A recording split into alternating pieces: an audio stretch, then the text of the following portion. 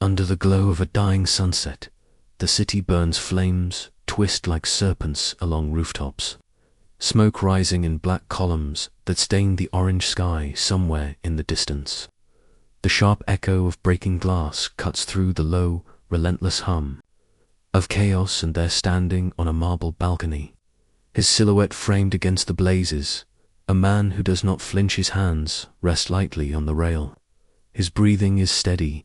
The air smells of ash and fear. But in his eyes there is only calculation.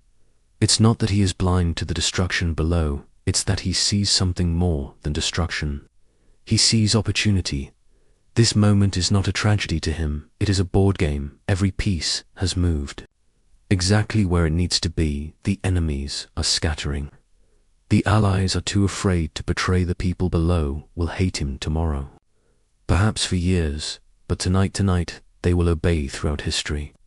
Some people have risen not because they were the strongest, or the kindest, or the most virtuous, but because they understood the rules everyone else pretended didn't exist. Rules too blunt, too ugly to be spoken in polite conversation. Rules that, once you see them, you cannot unsee. Niccolò Machiavelli was one of those people.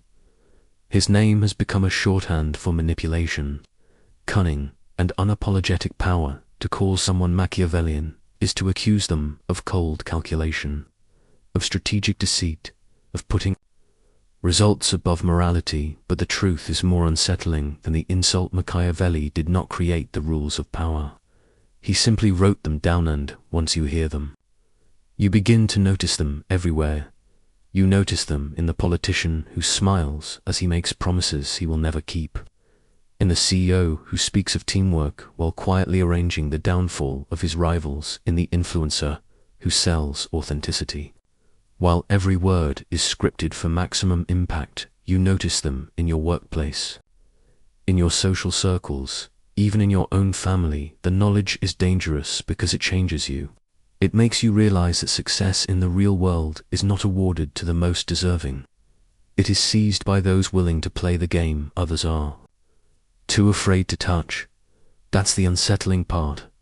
Most people are taught to believe in fairness, in merit, in the idea that good intentions will naturally lead to good outcomes. Machiavelli's work is a direct assault on that belief. It tells you that fairness is a story told to the powerless, that morality is a costume worn for the crowd, that influence is built not on truth, but on perception. And here's the part that will trouble you.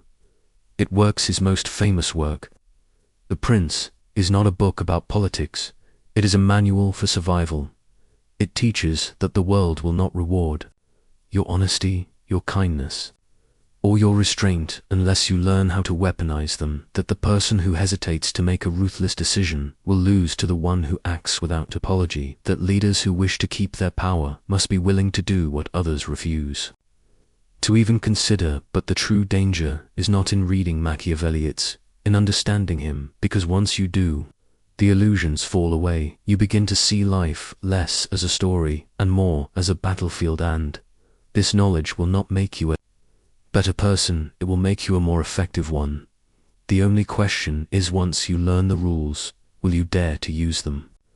The Italy of Machiavelli's youth was not the Italy we know today. It was a fractured land, a mosaic of city-states, each one clawing for dominance, each one vulnerable to the mercenary armies and political intrigue that churned constantly through the peninsula. Florence, Venice, Milan, the Papal States, these weren't just places, they were competing powers, each ruled by leaders whose survival depended on cunning, not kindness. In Itense by Joseph, Niccolò Machiavelli, just 29 years old, stepped into this world not as a soldier, but as a diplomat for the Florentine Republic. The Medici family, the wealthy bankers who had dominated Florence for decades, had been driven from power, and in their place rose a brief experiment in republican governance. Machiavelli's job was to represent Florence in negotiations with kings, popes, and generals. It was a position of prestige, but also of constant danger. The young diplomat traveled to the courts of France and Spain, to the Vatican, and to the fortified encampments of mercenary commanders he dined with those who held lives in their hands. Saw alliances sealed over wine and broken in the morning. He witnessed men promise loyalty with a smile while plotting betrayal in the same breath. These were not academic lessons, they were first-hand encounters with the raw mechanics of power. In the North, he watched King Louis XII of France abolished gracious exert control over his enemies, not through brute force alone, but by turning them against one another. In Rome, he saw Pope Julius II, the so-called warrior pope, ride into battle in gleaming armor, wielding not just spiritual authority, but an army capable of toppling kingdoms. And in the shadows, he observed Cesare Borgia, the son of Pope Alexander VI, a man whose ambition burned so brightly that Machiavelli would later call him the perfect example of a ruler who understood what it took to win and keep. Borgia was everything Machiavelli admired in a leader: decisive, adaptable, and unflinching in the face of hard choices. He built alliances when they served him, shattered them when they didn't, and eliminated threats with a precision that left no room for retaliation. In one infamous move, Borgia lured his disloyal captains to a meeting under the guise of reconciliation, then had them executed before they could leave the room to the public. It was an act of justice in reality. It was a masterstroke of survival. Machiavelli understood something essential. In a world ruled by shifting loyalties, morality was not an absolute height, was a tool. But even as he studied the powerful Machiavelli's own fortunes began to turn. In 1512, the Medici returned to Florence, sweeping away the Republic and restoring their dominance. Machiavelli, now seen as an enemy of the regime, was arrested, accused of conspiracy, and thrown into prison there. He was subjected to torture, a brutal method known as the strapado, where a prisoner's arms were tied behind their back and they were suspended from a rope, dislocating their shoulders. After weeks of pain and humiliation, he was released. His career as a statesman was over. He was exiled to his small estate outside Florence, a man stripped of position, influence, and purpose. But exile has a strange way of sharpening the mind away from the constant noise of politics. Machiavelli began to write. He was no longer bound by the need to flatter superiors or play to the crowd. He could speak plainly, and what he wrote was not the idealistic vision of a philosopher dreaming in peace. It was the survival manual of a man who had seen power at its most ruthless. This was the moment when the prince began to take shape. It was not a plea for morality. It was a blueprint for dominance. It told rulers what they needed to hear, not what the people wanted to hear. That to govern effectively, one must be prepared to be feared rather than loved, that appearances mattered more than truth. That hesitation was the prelude to defeat for Machiavelli. The fall from grace was not the end, it was the transformation. He had lost everything the polite world valued in its place. He had gained something far more enduring. Clarity that the game of power has only one real rule. You either play it or you are played by it. There is a certain discomfort in speaking truths that everyone suspects but no one dares to articulate. These are the rules we sense in our bones but bury under the polite scripts of society. Machiavelli did not invent them. He simply stripped away the veil, and once stripped, they reveal something unsettling. Power obeys its own laws, and morality is often just the language we use to disguise them. Rule 1. Perception beats reality. We are told that truth always prevails, that the facts will set us free, but in the corridors of power, truth is often irrelevant. What matters is what people believe. Perception is reality, because humans act not on what is, but on what they think is. A weak leader who appears strong will be obeyed. A failing company that projects confidence will attract investors. The reality beneath can be crumbling, but if the facade holds, so does the influence. History is littered with figures who mastered this. Napoleon crafted his own legend through carefully curated portraits and battlefield stories. shaping how history would remember him even as his empire collapsed today. Social media influencers do the same, presenting curated versions of their lives that bear little resemblance to reality, yet dictate how others see and respond to them. Rule 2. Love is optional. Fear is useful. Better to be feared than loved. If you cannot be both, the phrase has been repeated for centuries, often misunderstood as a call for cruelty, but Machiavelli's point was colder. More mathematical. Love is voluntary. It can fade, it can be betrayed, it can be withdrawn in a heartbeat. Fear, when properly controlled, is predictable. It keeps people aligned because they do not want to risk the consequences of crossing you. The key word is properly. Tyrants who rule through terror eventually ignite revolt.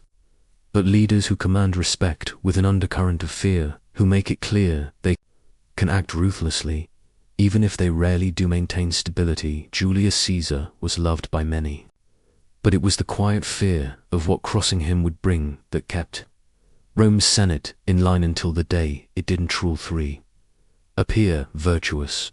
Act strategically. Morality is one of the most potent illusions in the game of influence. People want to believe their leaders are good, noble, and selfless. Even the most ruthless understand this and perform virtue when it suits them. Machiavelli's advice was simple: appear to have all the virtues, whether you possess them or not. Generosity, honesty, compassion. Display them when they strengthen your position, when they weaken it, set them aside. This is not hypocrisy. Is strategy. A leader who refuses to compromise for the sake of moral purity will be crushed by one who understands that appearances are a shield, not a prison. Modern politics thrives on this principle.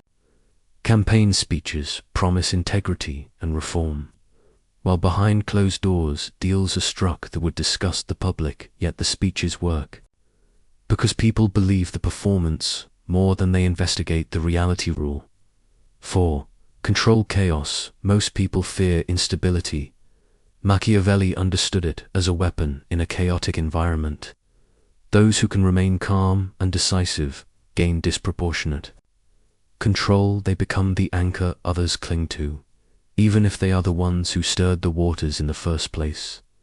Cesare Borgia mastered this. He would create uncertainty, turning allies against each other, allowing enemies to weaken themselves, then step in as the figure who could restore order. By doing so, he made himself indispensable in modern terms.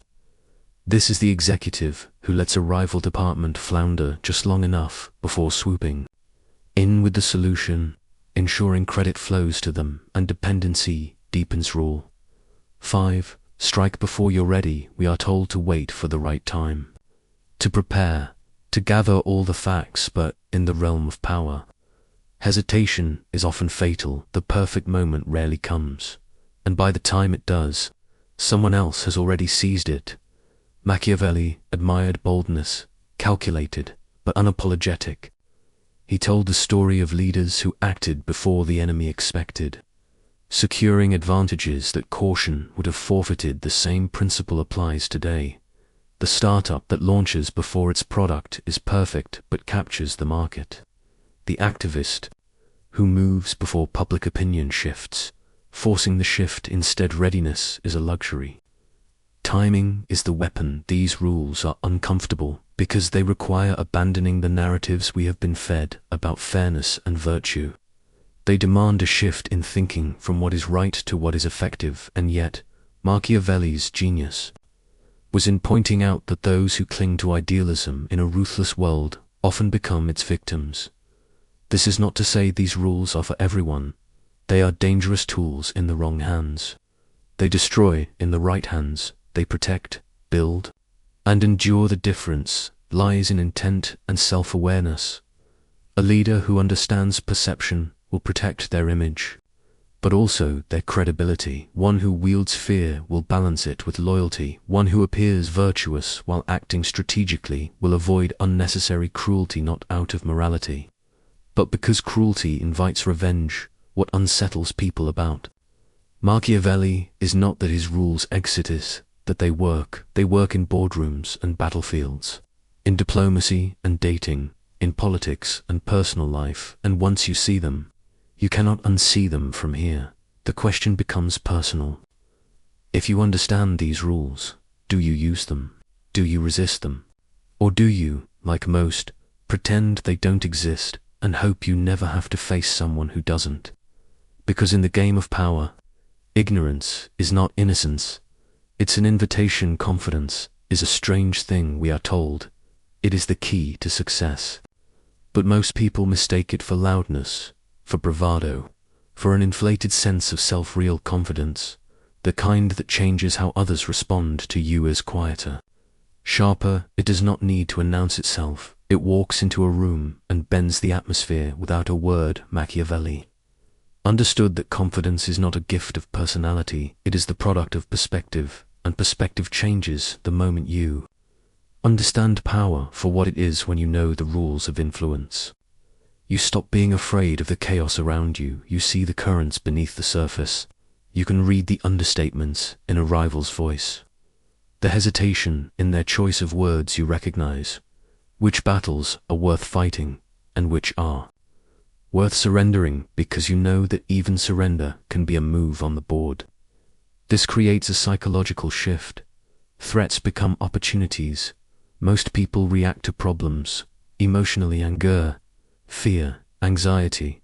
The Machiavellian mind reframes them: a public insult, an opportunity to demonstrate wit, a betrayal, a lesson in loyalties, limits, a sudden crisis, a chance to consolidate influence. By reframing situations this way, confidence stops being situational and becomes constant. You are not confident because things are going well. You are confident because you can handle them when they aren't. There is emotional detachment. Fearless confidence is not about feeling nothing. It's about not letting feelings dictate decisions.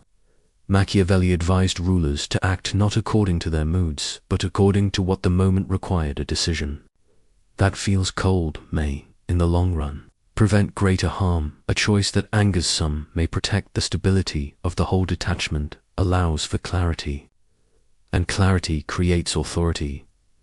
This does not mean stripping away humanity. It means refusing to let sentiment become a leash in the hands of others. People who cannot control their emotions are easy to manipulate. Anger makes them reckless. Guilt makes them compliant. Desire makes them blind. But the one who can step outside their own emotional storm, even for a moment, becomes dangerous in the eyes of others. There is also the matter of self-permission. Many people live as if they are waiting for approval from bosses, from peers, from society at large, to act, to speak, to lead. This waiting kills momentum. The Machiavellian approach removes the need for permission altogether. You decide, you move, you accept that no one is coming to crown you worthy. Power is not given, it is taken. And the taking itself is what makes it yours. Machiavelli saw this in the rulers he admired. They did not wait for ideal circumstances. They created them. They did not ask for trust. They inspired or demanded it. They did not hope for opportunity. They forced it to appear, and when their actions drew criticism, as they always did, they absorbed it, understanding that disapproval is the price of autonomy. But here's where the philosophy sharpens into a double-edged. True confidence does not mean recklessness. Those who confuse fearlessness with impulsiveness often burn out quickly. Machiavelli's version of confidence was deeply tied to calculation. Every move was measured, even the bold ones. If a strike was to be made, it was made with intent, not out of impatience. If a risk was to be taken, it was because the reward justified the exposure. This is why so many who imitate Machiavelli fail. They mistake arrogance for strategy, charm for influence, and audacity for victory in practice. Fearless confidence manifests in ways that unsettle people without them knowing why. It's in the unhurried way you speak, as if you are never rushed. It's in the way you can say no without explanation.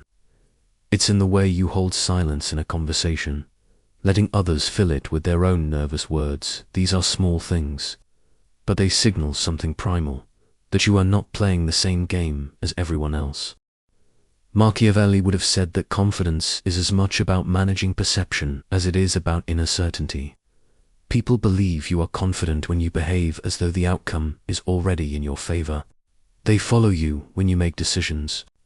Without broadcasting your doubts, they trust your leadership, not because they know your plan, but because you act as though you're doing modern life. This is visible everywhere. The entrepreneur who launches a risky venture with absolute conviction attracts investment. Not because the investors are certain of success, but because the entrepreneur's certainty is contagious. The public figure who refuses to flinch under attack shapes the narrative, making critics look desperate while appearing untouchable themselves, even in personal relationships. The one who is comfortable walking away often holds more power than the one who clings. This is the psychology of fearless confidence, reframing threats, detaching from emotional traps, granting yourself permission, and moving with calculated boldness. It is not about feeling invincibly, it is about making others believe you might be, and when you live this way, something changes in how the world responds to you. Opportunities seem to appear more often, not because the world has changed, but because you have people treat you differently, not because you are inherently more valuable, but because you project value, and in the silent exchange of respect and influence, projection often becomes reality. It's here that Machiavelli's insight takes on its most dangerous form: confidence.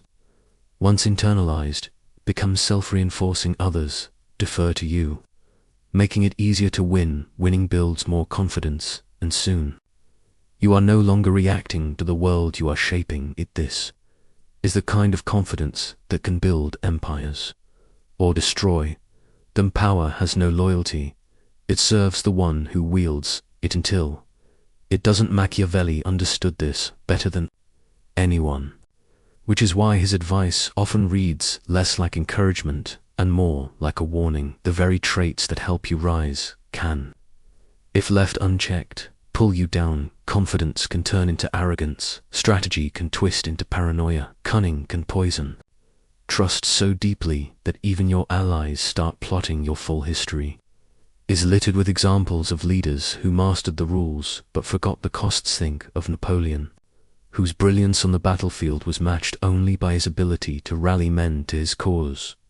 He played the game of power flawlessly until victory made him believe he was untouchable. He overreached, underestimated his enemies, and marched his empire straight into the snowdrifts of Russia. The man who once bent Europe to his will died in exile on a remote island, remembered as much for his hubris as for his genius. Or Joseph Stalin, whose paranoia turned even his closest allies into targets. His ability to consolidate power was unmatched, but so was his capacity for destruction of others and of himself in securing his position. He built a system of fear so suffocating that it could not survive without him. When he died, the empire he ruled began to crack almost instantly, because it had been held together not by loyalty, but by terror. This is the first edge of the sword, the danger of overreach. When you become too convinced of your own invincibility, you stop calculating risk the way you once did. You start ignoring the moves of others because you believe they can't touch you, and in that blindness, you give them the opening they need. The second edge is more subtle, but just as lethal. The erosion of trust, a purely Machiavellian mindset, if applied without restraint, turns every relationship into a transaction, every gesture into a move on the board. Over time, people begin to sense it. They may respect your results, but they will never truly stand with you. You may find yourself surrounded by followers who obey you out of fear or self-interest. But when the moment comes that they have nothing left to gain, they vanish. Machiavelli himself hinted at this in The Prince. It is better to be feared than loved, but best of all is to be both. Fear alone can protect you for a time, but fear without respect breeds quiet rebellion. It breeds the kind of loyalty that evaporates the moment you stumble. Then there's the final, most dangerous edge, the loss of your own humanity. To see the world purely as a chessboard can make you dangerously efficient, but it can also make you hollow. You stop seeing people as people and start seeing them only as obstacles or tools in that shift, you risk losing the very instincts, sympathy, creativity, moral restraint that once gave you an advantage. The tragedy is that some of the most cunning leaders in history could have ruled longer and better if they had recognized the limits of their own methods. But the nature of power is intoxicating. The more you control, the harder it is to remember that the rules work both ways. Machiavelli's genius was not in teaching ruthlessness for its own sake.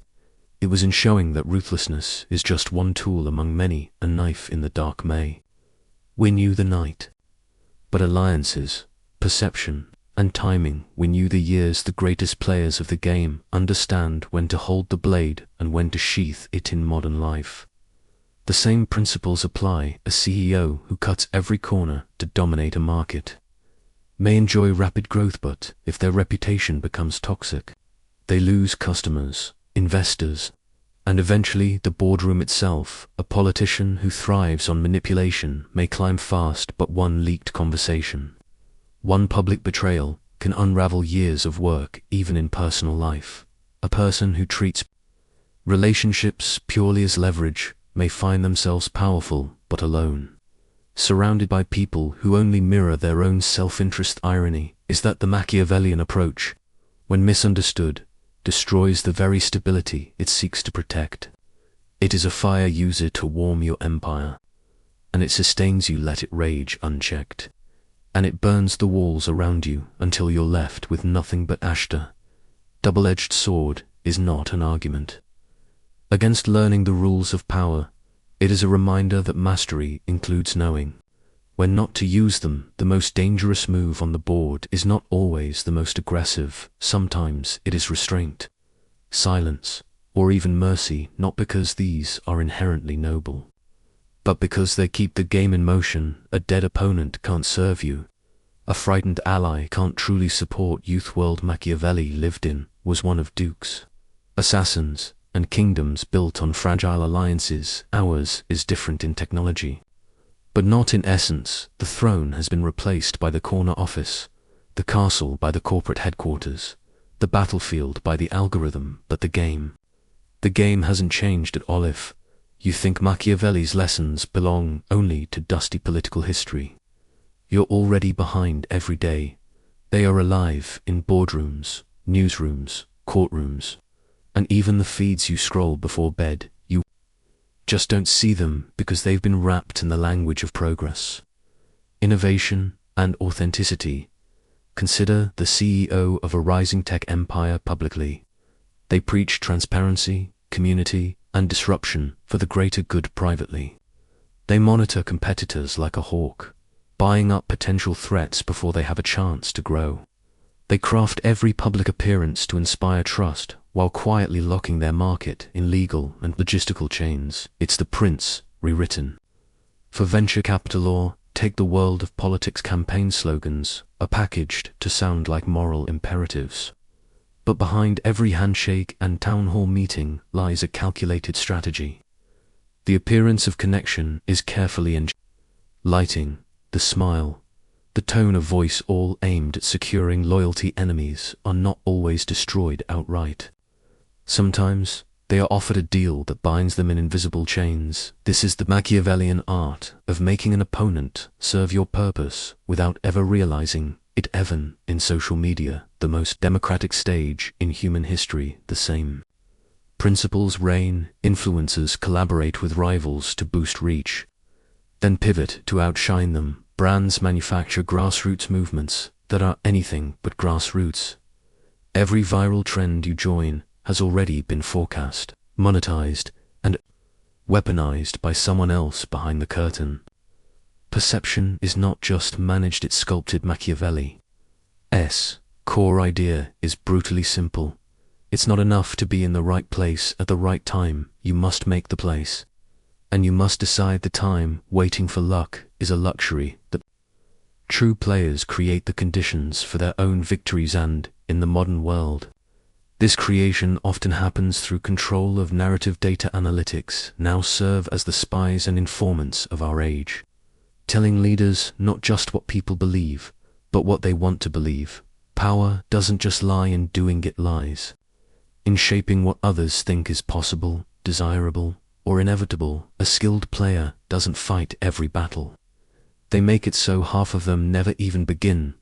But Machiavellian thinking isn't reserved for the elite, it's in the job seeker, who tailors their resume not to reflect their actual career, but the story the company wants to hear. It's in the employee who builds alliances with co-workers before making a controversial pitch to management. It's in the friend who, in a group argument, says nothing until the exact moment their opinion will tip the balance in their favor.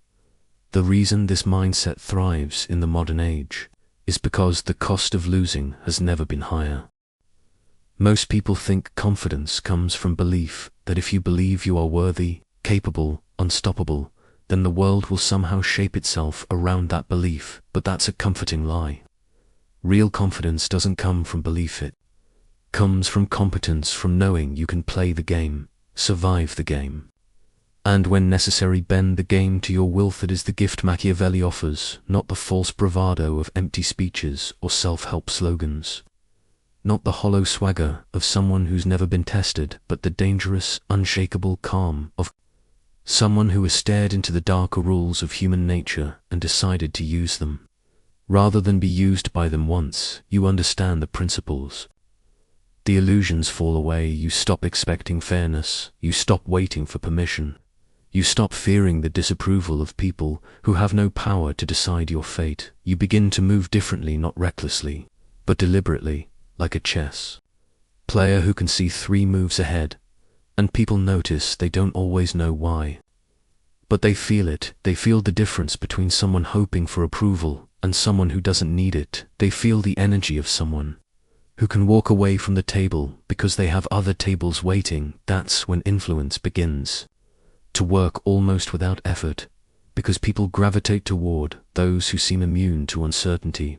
But here's the danger: confidence is intoxicating, not just to others, but to yourself. The more success you taste, the easier it is to forget the discipline that made you powerful in the first place. Arrogance is confidence with its brakes cut, and arrogance blinds. The pages of history are littered with leaders, rulers, and visionaries who mastered the game until they believed they were the game. They stopped listening, they stopped adapting, they stopped fearing the quiet threats building beneath them, and in the end, they fell, not because their enemies grew stronger, but because they themselves became careless. That is why Machiavelli's true wisdom is not simply about power. It's about survival. The lion must be fierce, but it must also sleep with one. The fox must be cunning, but it must also know when to stay hidden. Confidence must be worn like armor, not like a crown, because the moment you think you cannot lose, you've already started losing. The dangerous gift of confidence is that it can take you higher than you ever imagined, but it can also take you too close to the sun. The challenge is not in gaining it, the challenge is in keeping it tethered to reality, sharpened by humility, and fueled by the discipline to keep playing the game long after others have stopped watching you. We'll leave this knowledge today with a choice. You can turn away from it. Tell yourself the world is softer than Machiavelli claimed, and continue living under rules designed by others, or you can step into the reality that has always been there, waiting for those who dare to see it. But if you choose the latter, if you choose to use this dangerous gift, remember the warning: it will not make you a better person. It will make you a more effective one, and that effectiveness will change how people look at you and how you look at yourself. Play the game, win the game. But never forget you're not invincible, you're just prepared, and in a world that worships the illusion of safety, that preparation is the most dangerous weapon of all. A single misstep can destroy reputations that took years to build. A competitor in another country can eat into your market overnight. Public opinion can turn in hours, and it is rarely reversed. The stakes have always been survival, but now survival can hinge on a tweet, a headline, or a leaked email. To navigate this, You need more than skill, you need the ability to think 3 moves ahead while appearing to make only one. You need to act with speed, but project patience. You need to create opportunities without making it obvious you engineered them. This is where Machiavelli's lessons find their sharpest edge in the modern era. Appear virtuous. Even when acting in self-interest, build alliances that cost you little but give you leverage. Know when to destroy an enemy quickly, and when to let them live just long enough to serve a purpose. Above all, control the image people have of you. Let them underestimate you until they can't. Mistake people make is assuming that Machiavellian means constant scheming or outright cruelty. In reality, the most successful practitioners of his principles often appear the most harmless. They don't fight every fight they choose, only the ones they can win, and they win them so cleanly that others forget they were ever in danger. The digital age rewards visibility, but Machiavelli would remind you, visibility is only valuable if you control the terms. A leader who is constantly reacting to the public is already losing. A leader who makes the public react to them is untouchable. In a world obsessed with speed, sometimes the most Machiavellian move is to wait. In a world obsessed with noise, sometimes it's to stay silent. The art lies in knowing which moment demands which mask. This is the uncomfortable truth of the modern world. Whether you admit it or not, you're already playing the game. The only choice is whether you play it well or let others play it against youth. Danger of Machiavelli is not in understanding him, it's in misunderstanding him. Many who read The Prince take it as a license for cruelty, as if power were nothing more than a blunt weapon for crushing opposition. But that's the thinking of amateurs. Real power isn't about constant brutality. It's about precision. Machiavelli never told rulers to be cruel for the sake of cruelty. He told them to be effective, to recognize that morality is a tool, not a handicap, and that sometimes the kindest thing you can do for your allies or yourself is to act in ways others would call ruthless. But in the modern world, there's a complication today. Your every move is recorded, replayed, analyzed, and judged. You don't have the luxury of being feared without also being liked, or at least understood. The game demands subtlety. You can't afford to lose your soul, because your soul is part of your brand. So how do you play Machiavelli game without becoming the villain in your own story? First, understand the mask. Machiavelli's greatest insight was that image often matters more than truth in his time. This meant appearing virtuous even when making decisions that weren't in our time. It means curating how people see you before they've even met you. Your mask is the version of you the world interacts with. It's not fake, it's selective. A mask doesn't hide everything. It frames the parts of you that serve your goals. Think of the leader who appears approachable yet never shares enough personal detail to be used against them, or the professional who always seems calm under pressure, even when they're burning inside. That's the mask at work, not deception, but strategic self-control. Second, pick your battles like a surgeon, not a soldier. A soldier fights because the enemy is in front of him. A surgeon cuts only where it matters, and only enough to heal or remove the threat. The Machiavellian approach demands the same precision. Not every insult needs an answer. Not every competitor needs to be destroyed. Sometimes the most strategic move is to do nothing, because nothing forces your opponent to waste their energy while you conserve yours. And when you do act, you act decisively enough that the issue never returns. Third, build alliances before you need them. Machiavelli warned that a leader without allies is a leader without a future. But alliances are strongest when they're built long before you need their support. This means being generous in ways that cost you little but earn loyalty, introducing people to opportunities, offering public praise without being asked, supporting someone else's success without expecting immediate return. The day will come when you need their help, and if you've played the game well, you won't even need to ask. They'll offer forth. Control the narrative or be controlled by it. In the digital age, perception isn't just part of the game, it is the game. If you don't actively shape your story, someone else will. This doesn't mean you must constantly broadcast every detail of your life or work. It means the details you do release are chosen with intent. It means correcting false stories with subtle but undeniable proof. Not loud denials. It means making the public see what you want them to see, even if the reality is more complex. Learn the art of the necessary sin. This is the hardest part. Machiavelli understood that there are moments when doing the right thing, in moral terms, will destroy you in practical terms at such moments. Survival demands a choice others may judge harshly. The key is to reserve these moments for when they are truly necessary, when the cost of an action is greater than the cost of compromise, and when you act, you do so cleanly, without unnecessary cruelty, and without lingering in guilt. Regret is a luxury you can't afford in the middle of the game. Sixth, leave the door open. Enemies have long memories. Sometimes the most Machiavellian move is not to crush them completely, but to leave a path for their return on your terms. A former rival who comes back as an ally often serves you better than one who disappears forever. In business, politics, and personal life, this creates an aura of magnanimity, while ensuring you retain the upper hands. Seventh, protect your core values.